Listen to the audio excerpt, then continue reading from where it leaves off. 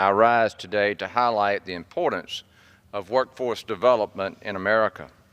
Over the past year and a half, this Congress has been working diligently to turn this economy around and get Americans across the country back to work. After passing the most comprehensive tax overhaul in 30 years and rolling back Obama-era rules and regulations, our economy is beginning to thrive.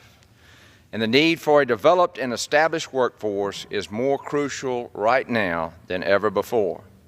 The simple fact is, our workforce is aging, and there are not enough people who currently have the skills to take the positions of retirees, nor the thousands of private sector jobs being created every day in this new economy.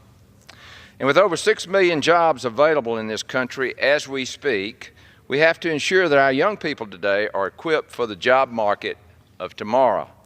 In fact, I enjoy meeting with young people and talking about this era in which, when they're educated, that they have the greatest opportunity of any generation that I'm aware of to find a job in an upward economy in just about every field that they desire.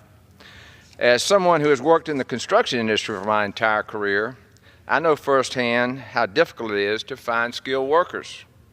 And as a member of the House Education and Workforce Committee, this is why I was proud of supporting the Strengthening Career and Technical Education Act and the Prosper Act, both pieces of legislation that bridge the gap between the business community and our education efforts.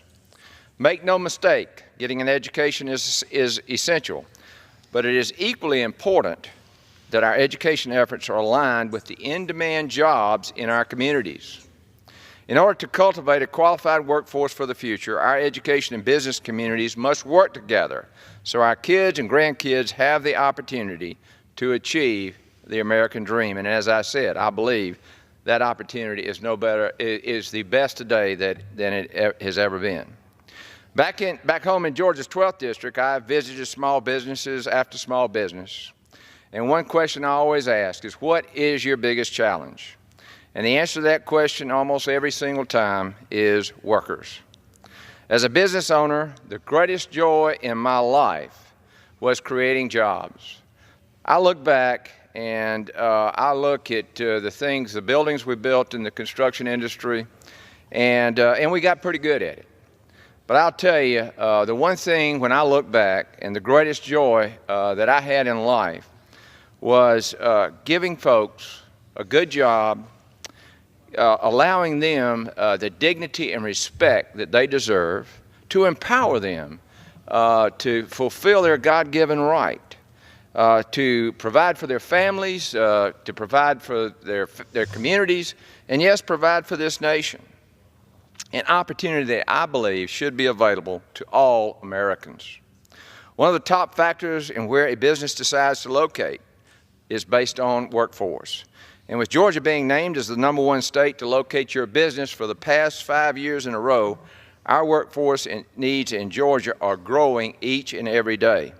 I will continue to work with my colleagues in this body on the House Education and Workforce Committee to ensure that we have an available workforce equipped with the skills necessary to jump directly into that workforce. Again, I'd like to thank Chairwoman Fox for her leadership work here this evening, and bringing attention to this critical matter. And with that, I yield back.